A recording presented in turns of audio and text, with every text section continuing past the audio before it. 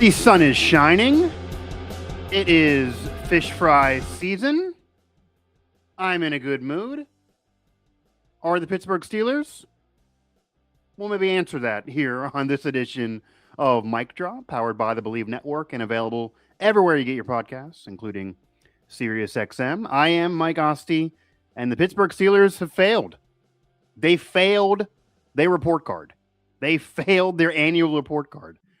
Report card day for the Pittsburgh Steelers is a day they fear. They do not look forward to it. Anyone out there with any kids who there's a different vibe around them, they act differently, they're kind of scared of report card day. That's the Pittsburgh Steelers this time of year. Because this year, like recent years, it's a rough report card for the Steelers. But unlike in recent years, when it was bad and getting worse each season, this year, they fail. A whopping F for the Pittsburgh Steelers in multiple categories, and collectively, it's a really, really bad report card. The worst for the Pittsburgh Steelers in recent memory, which is saying something because the Pittsburgh Steelers have routinely brought home poor grades. I mean, just imagine it. If you're a parent of the Pittsburgh Steelers and you see the bad grades and you punish the kid, you send them to their room, you withhold treats. My daughter would freak out if we withhold treats. You don't let them hang out with their friends.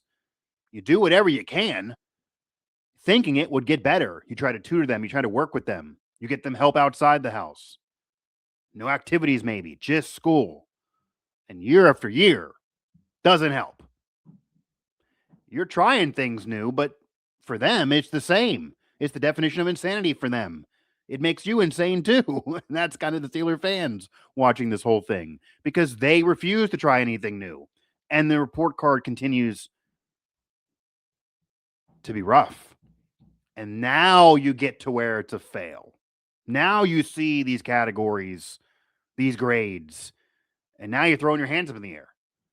So here again on this episode of Mic Drop, we are going to answer whether or not the Steelers failing their annual report card from the past NFL calendar year is a big deal or no deal at all. Again, Mike Asti here, Mic Drop with Believe, available everywhere you get your podcasts and on SiriusXM. And, I usually like to give you a hard, fast mic drop. That's the name of the show, take here. I'm not scared to deliver my opinion, no matter who likes it or not. I will give you my take. You may like it, you may not. But for this, of course, I have a take, but it's kind of both a big deal and no deal, simultaneously in a way. See if you can follow this, and feel free for anyone to chat along. I am streaming this live, of course, on my personal YouTube channel and all over social. I have now also branched out, and aside from my personal YouTube channel, some kinks here in terms of trying to stream this over there, but that'll get figured out. But there's now a Mic Drop YouTube channel just for this particular show. Maybe the other shows that I host will have one soon, but now there is a Mic Drop YouTube channel. So head over there and subscribe. It's very, very new. All the past shows are there, but they all were uploaded kind of at once. So the channel's not bare bones, and that's why the views and subscriber total right now are incredibly low. So feel free to hit that up. Feel free to subscribe. If you subscribe to me, if you follow me across social, read any of my content with my coverage, or just follow me in general, head over to the Mic Drop channel as well. But right now, this is being streamed on my personal YouTube channel and, of course, on my X account, all over social media. Find me there. You can chat along. You can talk to me there. You can also do it here. I'll talk to you. But if you are listening to this in podcast form, that's, of course, maybe where most of you listen to this. That's what helps us over there with Believe. And if you are listening to this on any of the podcast platforms or on Sirius, then, again, you can't chat along. This is after the fact, but enjoy nonetheless. So where it's really no deal for me is that this might honestly be the least surprising development of the offseason. This is an offseason that's been anything but boring and minimally surprising. This had the offseason that ended the Tomlin era, where he steps down. And, some of us thought maybe this could happen. Some of us thought maybe he was getting sick of things. Some thought maybe he wouldn't be around forever. But when it occurred, how it occurred, what occurred after, and Mike McCarthy being the head coach and the oldest head coach in Steelers history by far, 62-year-old Mike McCarthy coming over. Pittsburgh native, but way different than what they normally do when they try to hire that young coach, the Knoll, the Cowher, the Tomlin, and then you groom with them for 10, 15, 20 years, 19 years in Tomlin's case. Obviously, Mike McCarthy not going to be there that long. We're waiting for Aaron Rodgers' decision. Had a solid year. They got into the postseason and won the division. But then, of course, same old story of no playoff wins since that 2016 season, since January of 2017. We'll see if that ends now with Mike McCarthy in charge. Players speaking out, players still there right now. The Cam Haywards, the TJ Watts. What do their futures look like? All of these are questions. And of course, my colleagues right now are covering what's going on in Indianapolis at the NFL Combine. I've covered that. I've been there many, many times. Maybe the most fun event to cover for a media member. It's almost like a high school reunion for us, too. It's a lot of fun. It's a lot of content, a lot to do. Not there this year. But that all aside, because there's been some surprises involving all of that this offseason, even for the most tapped in. The report card? No. The Pittsburgh Steelers, as I said, they're in the kind of a joking, you're a little kid, Pittsburgh Steelers, you won't change. What do us as the parents of you, what do we do? Not surprising because you've been failing for years. The grades have been rough for years. So where it's no deal for me, this has been the case. So for the hot takes out there of, oh my God, the Steelers failed their report card. The players are unhappy with the facilities, with the strength coach, with only 5 bathroom stalls in the locker room. And by the way, the locker room itself is really nice, but only 5 bathroom stalls. That's one spot I'm certainly not going to when I'm in that locker room, the players' bathroom stalls, but they only have 5. That's a low number, of course, but yeah. Okay. We've known all this. We know they share a facility with Pitt. We know this is an historic Pittsburgh Steelers franchise that should be above sharing a facility with a college program, any college program. We know that their field gets played on by Pitt and by high school teams year in and year out. And we know that members of the Steelers, opponents, every year complain about this. We know they're going to fail that. We know they're going to fail the facility. And we could get into the intricacies here. I'm not going to necessarily debate on what to do in the future, although there's not much, in all honesty, or why they're sharing with Pitt, or where maybe this goes. Maybe that'll be a future show, because kind of for a little aside, the Steelers can't just unilaterally boot Pitt. That's not possible. And the Steelers have to play in the city, or they should. Maybe there's not a rule, but the Steelers should be playing within the city limits. Their stadium should be Acrisure. It shouldn't be like Pitt takes that over and the Steelers go get another one, because the Steelers, unlike Pitt, have the money to do it. Pitt does not have the money to do it. Look up Victory Heights. That's sucking in any donations they get. That's where they want some donations to go, because it's getting built and they broke ground, and it's the dumbest thing that's happened really to the Pitt athletic department, because it's helped, lead to some problems with their major sports. They broke ground before they had the money to do so, or at least the donations that they thought they were going to get. But any major donor, anyone who donates, is not going to want to put it into the Olympic sport facility, no matter what the volleyball team's doing, no matter what any of the others maybe are doing, and the others aren't really doing all that much. They wanted to go to football and men's basketball in particular. And men's basketball has been really, really rough if you're a Pitt fan, and football's been, basically average and mediocre, kind of like the Tomlin tenure. It's been a roller coaster ride a little bit for the Steelers. So maybe the Steelers need to go build their own facility. Maybe the Steelers need to go do their own thing. Like other franchises, the Raiders, for example, their facility is really, really nice. It's called the Taj Mahal for people who've ever been there, and I've been there. It's really, really nice. Bill Belichick used to call it the Taj Mahal of NFL facilities.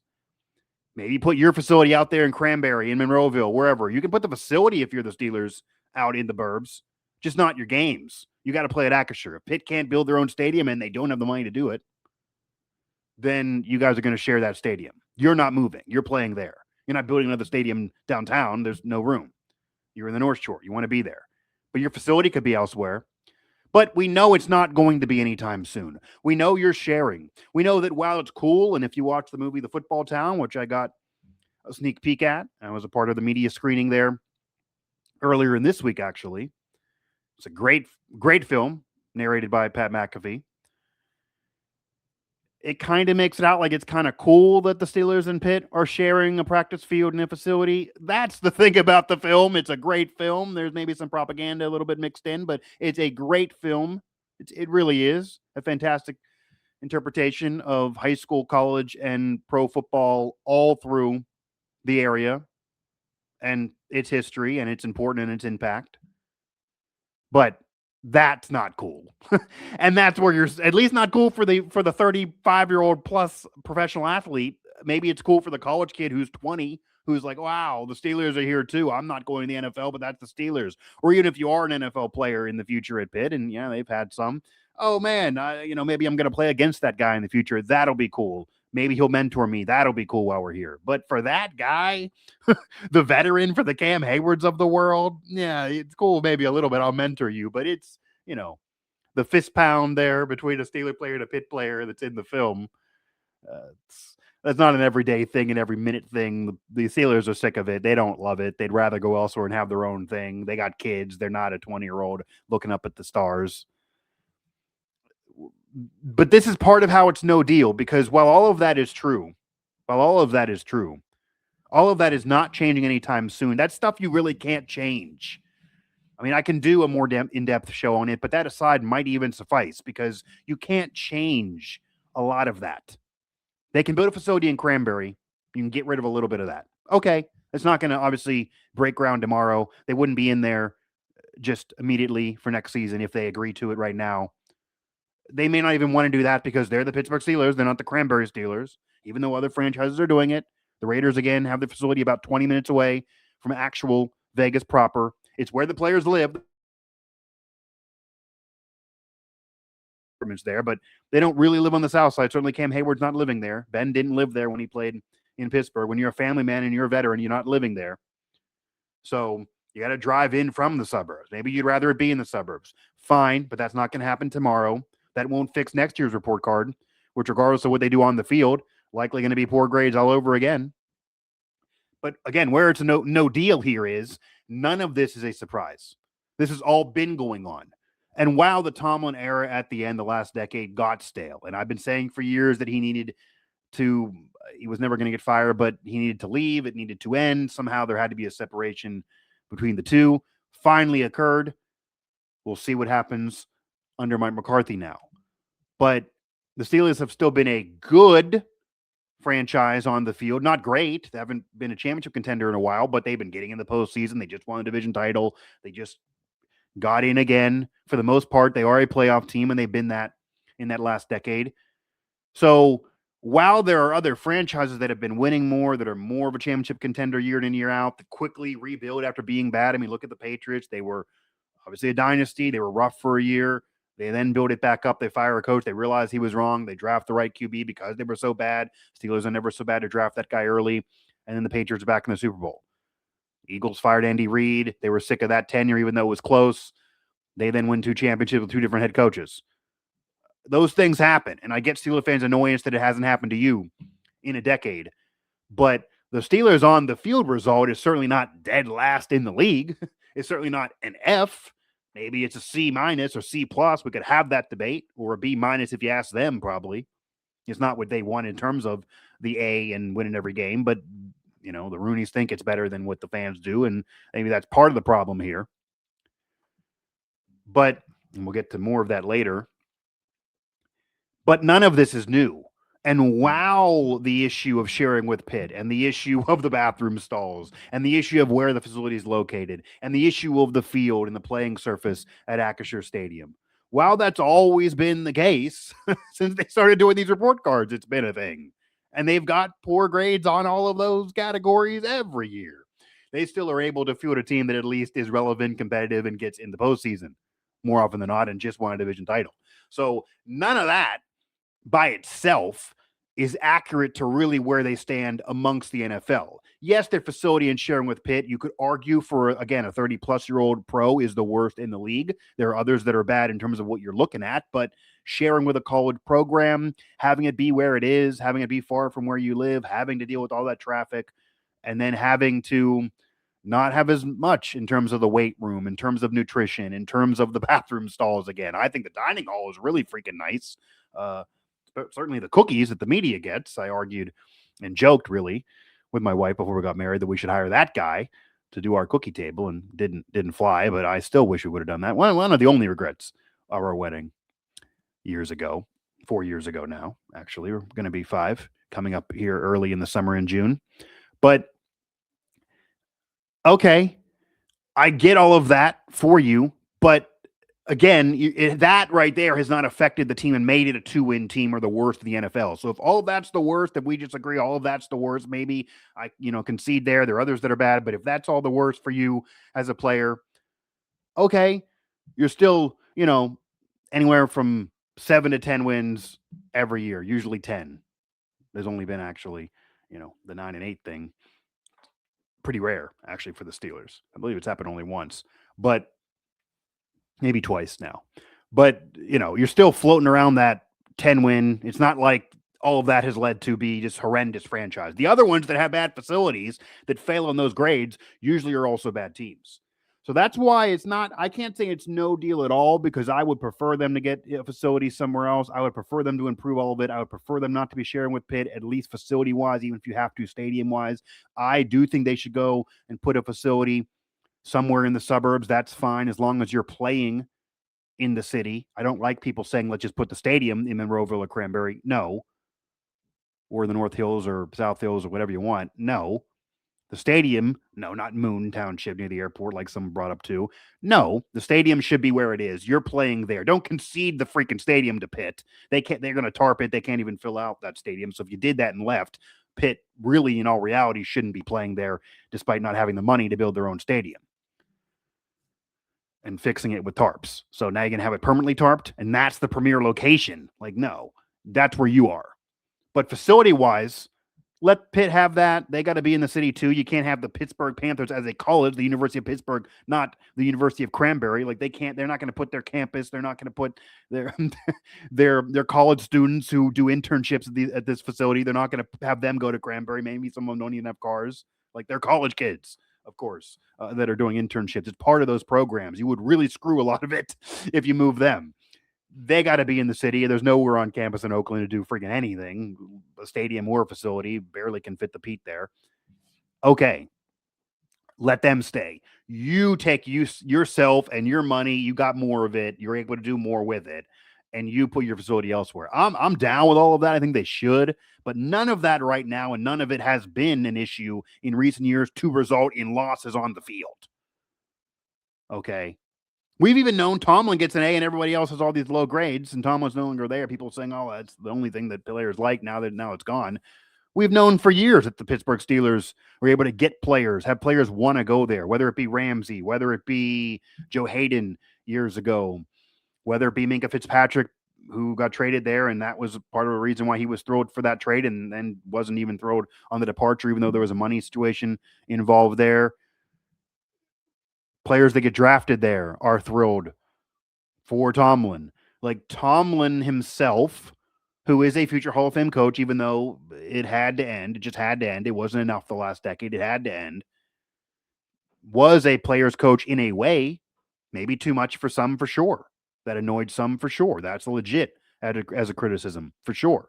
But I am not surprised that he would get an A, and the grade for the head coach is off him, by the way. McCarthy's, of course, only been there a little bit of time now. But yeah, they brought in players for Tomlin. Great. You have a coach who the players love. They want to play there. They like playing for that man. Great. It hasn't led to any playoff success. It's still been stale. I'm still not mad that the tenure did come to an end. I think it was time. It was overdue. It's been long overdue, you could argue. It's been time for a change. Whether you like McCarthy or not is a different story, but it's been time for a change. So none of that is a surprise at all. Maybe some grades are higher or lower here, and yeah, the overall thing being a fail, that's funny for the show, but it's embarrassing for the Pittsburgh Steelers. It should be an historic franchise. Watch Football Town. You get the history there. This should be embarrassing, 100%. It should have been embarrassing for years.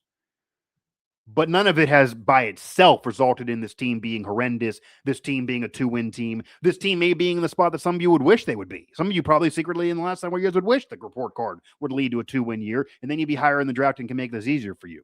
No, the Steelers, just whether it be Tomlin, McCarthy, whoever, they don't want to punt years. They never want to be bad enough for that to be an issue. They're never going to be. I'm sure with McCarthy coming in, we can have all our opinions here. We'll leave that again for another day. Got to see what's really going on here further into the offseason. If I had to bet right now, another 10-win year, lose right away in the playoffs. Like, it's going to be a good team. They're not going to be horrendous. He's kind of the Mike Tomlin of the NFC over the last 20 years. But they're not going to win a Super Bowl either. That's kind of where I am.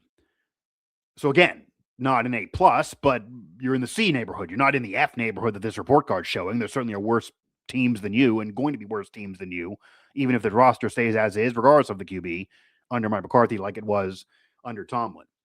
However, and again, mic drop here, available everywhere you get your podcasts, powered by Believe, and of course, available on SiriusXM, talking if the Steelers failing their report card is a big deal or no deal here.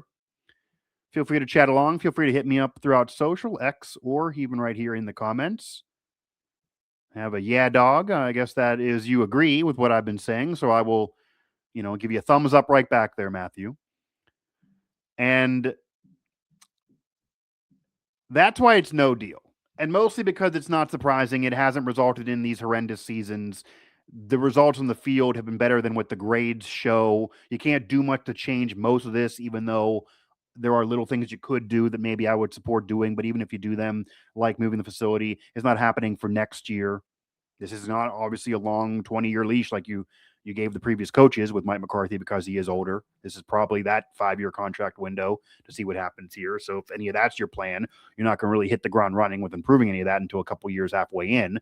But none of that matters to this team. I do think the report card and why it's no deal again is overblown in a way. It is not good. It is embarrassing. It does suck. If you're the Steelers to see these grades, I'm sure they don't like it. But they know that it's not really a direct result of what goes on the field. It hasn't been that way for years. These grades, I'm sure, do not surprise them. They reflect the same thing year in and year out. And when you change nothing, you're going to keep hearing the same thing. So they can't be surprised. They're too smart to be surprised. I'm sure none of this surprised them when they saw the grades, maybe as bad as they were, but still probably not. So all of that makes it a no deal in all reality. The big deal part here is the grades are getting worse every year. The grades this year were worse than the year prior.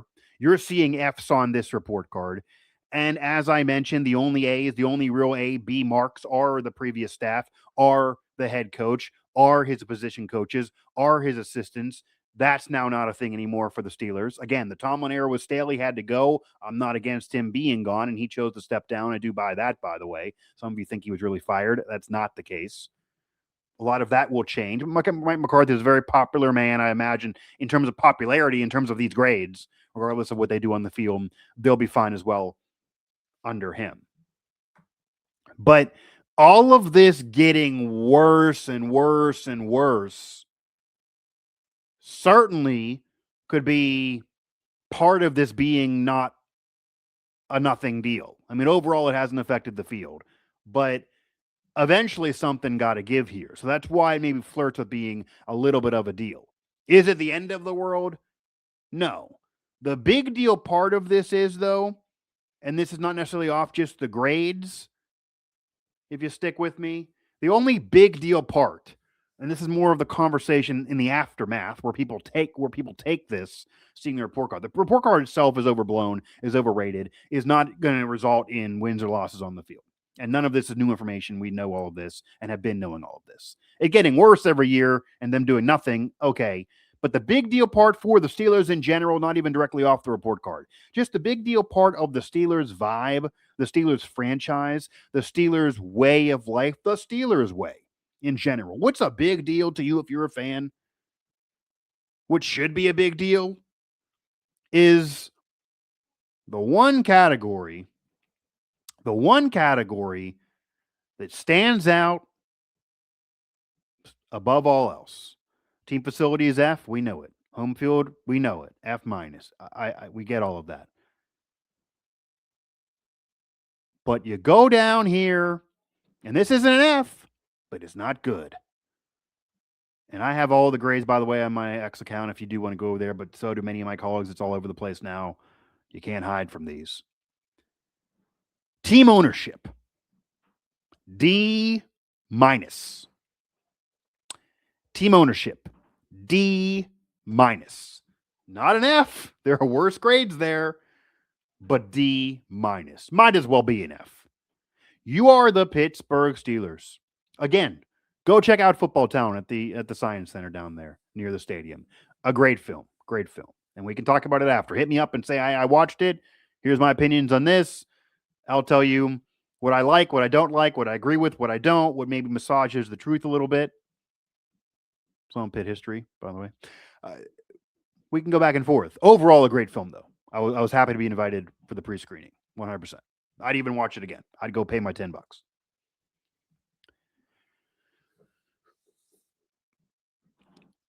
But this is a historic franchise.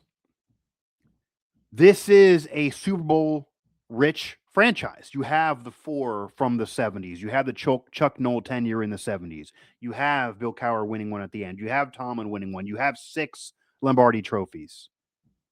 Okay? Yes, peaks and valleys. Yes, the 80s not what the 70s were for Noll. Yes, Tomlin had losing seasons. Yes, the last decade under Tom or Cowher had losing seasons. Yes, the last decade under Tomlin had been stale.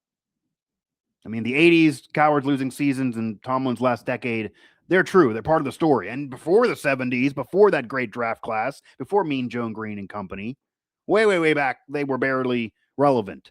They were one of the worst franchises for the first 40 years of existence. Okay? All of that is Steelers history, and all of it's brought up in Football Town. For the most part, most of the good is brought up, but it's all brought up. And that franchise that has had one family own this damn thing for a long damn time, from Dan Rooney, Art Rooney II, we'll talk about maybe who's coming up in the future with Dan Jr. He was there. We got to talk with him, actually, at the Science Center for the pre-screening of Football Town. He's the future. I'll get to maybe why he's relevant here. Maybe some optimism around him in a bit. But all of that being said, and your ownership is D minus, generally speaking, if you're a player, we all have assumed that here's what you want in an owner. An owner. I'm not talking about the rest. You want somebody that's willing to pay you. You want somebody that, and that's, up there. You want somebody that's not going to meddle too damn much. I don't know if players love the Jerry Jones thing, and it worked in the 90s. It hasn't worked in 3 decades. Dak Prescott got to answer questions every day and got to ask himself what the hell's going on and not even really be able to be on lockstep with the owner and have to answer for him. It's kind of like being the press secretary for Trump. You don't really know with what you're trying to communicate here, and you want to make sure you're not saying the wrong thing to piss the guy off, but you're going to get blindsided with questions constantly. That's Dak Prescott's life. That doesn't happen to the Steelers players. Like, you want an owner that's there and nice and money's right, but not going to meddle too damn much. Not going to do his own radio show. Not going to answer questions and throw you under the bus and have to have you answer for him. He's the owner, not the player. That's kind of what you want. And then, of course, a nice guy, someone who's not, abusive verbally or otherwise, and those owners have existed over the years. You don't want a Donald Sterling thing, a Marge Schott thing for basketball or baseball fans. Dan Snyder for the NFL. You don't want the Dan Snyder situation. You don't want to be an employee under that or a player under that. Right. And with the Rooney family, of course, there's no radio show. He only really does a couple, and this right now is, I'm not talking about Dan Jr. or Dan or Art. I'm talking about Art Rooney II right now, because that's who they're probably really grading. That is the guy right now. You have somebody who's not going to do radio shows. He's tough to ever talk to. He'll talk to select media at the end of a season, maybe one other time. That's it. He's not going to meddle. You know, when you have to have a question that you need to answer, when you have a question thrown at you throughout a week before a game, throughout the season, there's not even a second where you got to think this guy is going to throw me under the bus later, or I got to make sure I answer this right to not piss him off, or whatever I answer has to be in line with what he answered. And what the hell did he think? What the hell did he answer? That got to be Dak Prescott's mind every week talking to the media after Jerry doing his own radio show. That's not your concern. Like, Art Rooney II's not going to go drop a hot take somewhere. He's not going to talk and appear with Stephen A. Smith. He's not going to roll up on First Take. Half the time, the fans maybe would want more visibility or hear from him more or know more about him. That's not going to be an issue or happen with him. He's a nice guy. There's no abuse going to go down, of course. It's a laugh for even say it. An incredibly nice man. That whole family on down. Incredibly nice, incredibly personable in all reality. Staple to the community. Do a lot of humanitarian work, do a lot of community work. The family has been doing so forever, since owning the team, really forever. They are part of the fabric of Pittsburgh. And they're Pittsburghers. I mean, that's the vibe they even give off. It's a family-run business, which Pittsburghers kind of respect that. They prefer that than, say, when the Fenway Group owned the Penguins, and that's dissipating now and moving on. But, you know, they don't, even Fenway Group's successful with the Red Sox and Liverpool, but with the Penguins, even if you get success, and they haven't been recently, obviously, maybe this year, but not prior during the Fenway Group ownership times, Pittsburghers just don't like lack of visibility, saying nothing and just saying, here's the money, go do whatever. Yeah, okay, you're corporate. That's not blue-collar Pittsburgh. But the Rooney family has been blue-collar Pittsburgh. They've fit in with the vibe of the city, with the personality of the region. They understand it's not even just the city.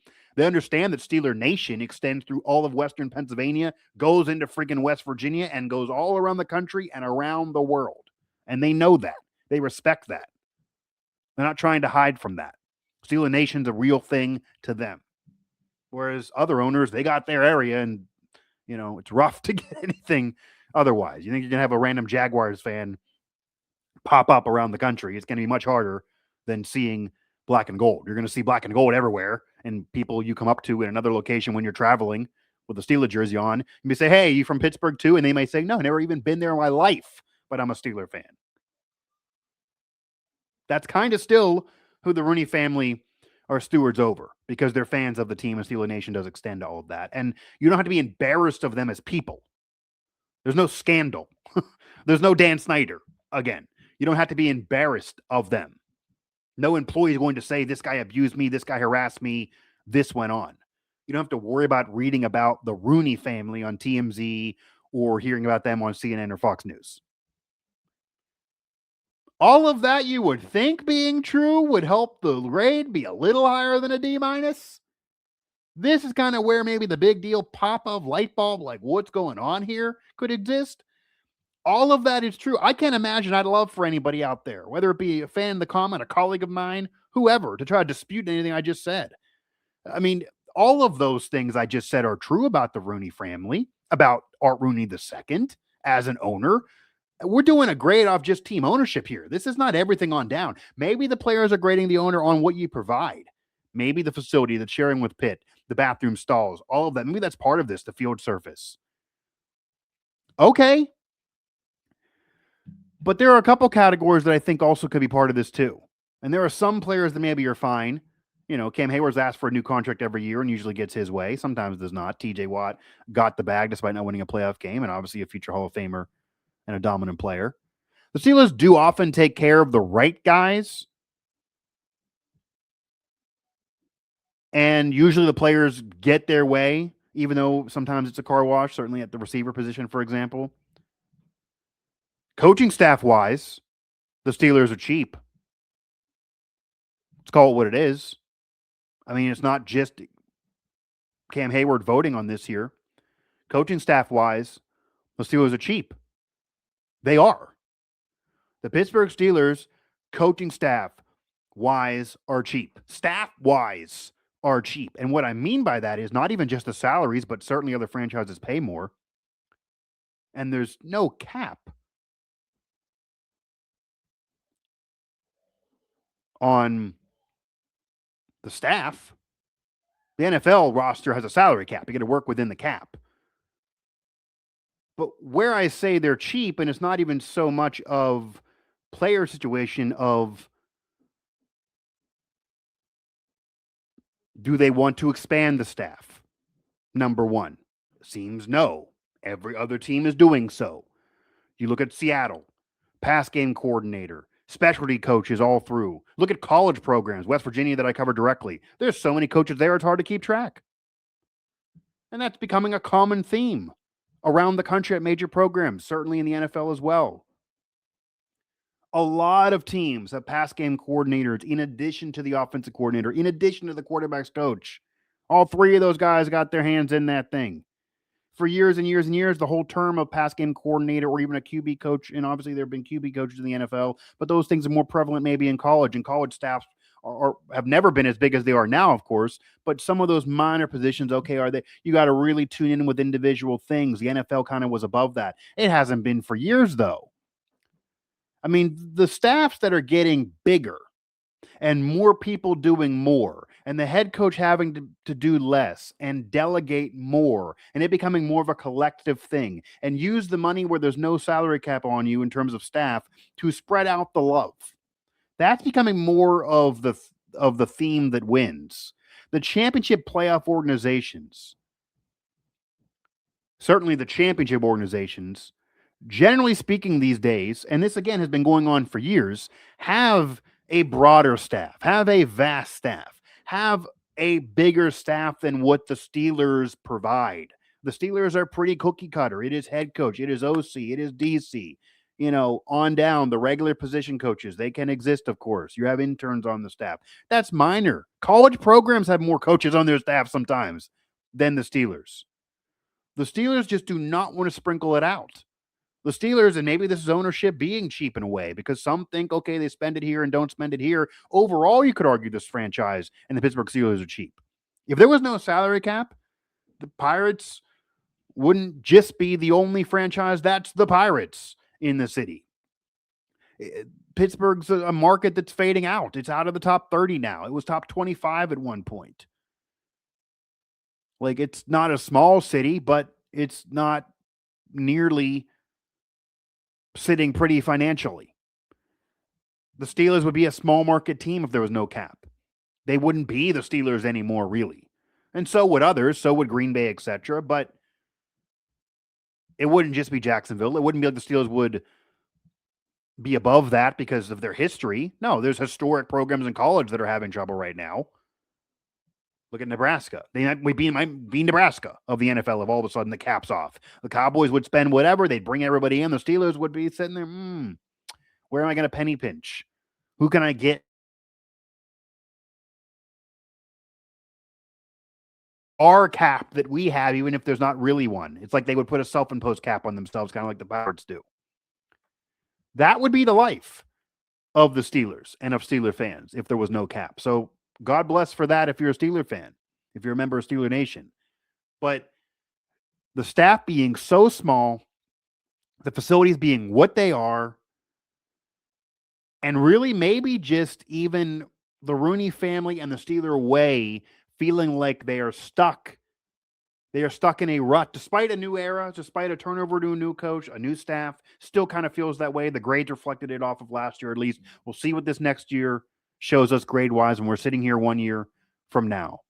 But there's a cheapness to the Rooneys, 100%, and there's a stubbornness there, too. They believe the last decade under Tomlin was fine. It's clear. Listen to Art Rooney II and what he said after Tomlin stepped down. If Tomlin didn't step down, he'd be the coach right now. 100%. Not even a doubt in my mind. They think getting in the playoffs and not going anywhere and having real no chance to go anywhere is success. It might not be for you as a Steelers fan. It might not be enough for most people. And maybe occasionally you're not going to win a title every year, of course. But you got to have a flirtation of giving you a vibe of doing more occasionally. That hasn't been the case for a while, for almost a decade now. But they still view it as a success. They're in this Steeler way mentality. They're kind of stuck in their ways a little bit. The Rooney family gives a vibe, and maybe it does to the players, maybe where they got these grades in a way outside of the facilities and the other issues there, and this can't all be about the bathroom stalls, that it's an older ownership mentality, despite Dan Rooney Jr. being young. And again, I'll put a pin in him. But it's an older ownership mentality. It is a stuck in your ways stubbornness. That vibe exists. That vibe is heard around the league. There are other media members that cover other teams. There are other fans that follow other teams. Clearly, there are other players on other teams, and even the players on this team that are saying that, whether behind closed doors or, letting it out. Because these report cards tell you. This report card by the Steeler players on this team tell you. And especially because of what I led into kind of this, it's a bigger deal part of the show here, this maybe latter half segment, is why. There's no scandal. There's no personal issue. There's no character issue. There's no bad reputation. There's no reason why you'd be embarrassed to play for the Rooney family, for Art Rooney II. And you don't have to worry about what he's going to say. Yet, a D-. That's where there could be a big deal here. Because as much as you're not going to change the facility tomorrow and other things we kind of knew and it wasn't affecting the field yet, the ownership grade getting worse every year, the ownership grade almost being a fail and being a D- for an historic franchise that has won more than a lot of others, that has a family lineage that's important here to the fabric of the city and of the league. At D-, D- for the Rooney family. Now, again, mic drop here with Believe and Sirius XM, talking the Steelers report card. They've been failing. Big deal, no deal. Here on this episode of the show. I'm going to kind of wrap things up with maybe the optimism of the future. Dan Rooney Jr., a younger guy, a more modern thinking guy, also personable, has kind of the charisma and comfortability around us, around whatever he has to do, around the fans. Maybe not as comfortable in a way, in some sense. Sometimes feels like he has to learn it, but certainly comfortable at least around the media. And he's been out there more to the forefront lately. He's the one at Football Town. He's the one at the owners' meetings doing the interviews, even though maybe his dad's there, but he's the one doing those interviews. He's the one that my colleague Alan Saunders interviewed one-on-one. He's more apt to do those things. Whereas, as I said, Art Rooney II, you get the one select media time. You maybe go on WTAE. You kind of dance around things. You talk about how, what do you mean it's not been good enough? We've been in the playoffs, even though we haven't gone anywhere. You're stubborn. Players probably watch that and just laugh in a way. They know they're not dumb. That maybe goes into the grade. But Dan Rooney Jr. here is a younger thinking, a younger man who is going to be the future. Dan Rooney Jr. is going to take over. He's going to be the guy. He's been building to this his whole life. He's been learning from his grandfather, from his father, his whole life. I mean, it's a dream for all of us. You have that last name and you're going to be in this position. He didn't, in a way, earn it. The nepotism here, of course, but this is a family-run franchise. It's all about nepotism. That's just how the NFL works, like it or not. He's going to succeed here. And I mean propel himself into that position someday. Right now, just doing kind of business strategies. He's involved there. He's more front-facing in the last several months or in the last year than in the past. I don't know if casual fans even knew who the hell he was as recent as 6 months ago to a year ago. But now he's out there. It's hard to not know him. And he's very willing to do whatever. Very willing to do whatever. He wants to learn the media no matter who you are. He'll do whatever you want. He'll answer whatever you want. He was a fan. He grew up with all of this. He has the experiences. He can kind of relate to you. He's more relatable than I would say the older Rooneys that we've experienced over the years of Art Rooney II, of Dan Rooney. Like he's more relatable to me. But he's going to be the guy, whether you like it or not. And I do think there's optimism around him being the guy. I do think the franchise will be better off with him as the guy. I think he'll be more comfortable to do more media sessions. I don't think it's once a year to force him to do it. I don't think he'll dance around every topic. I think you'll hear from him more often. He'll answer things more directly. He'll go to more events. He's younger. This isn't the end of his career. This will be the beginning. He'll be hungry to do all of this. It'll feel more relatable to you. It'll feel more common with where media is today, with everybody on social media. He might even get there. We see owners all over the NBA and Major League Baseball and all over social media.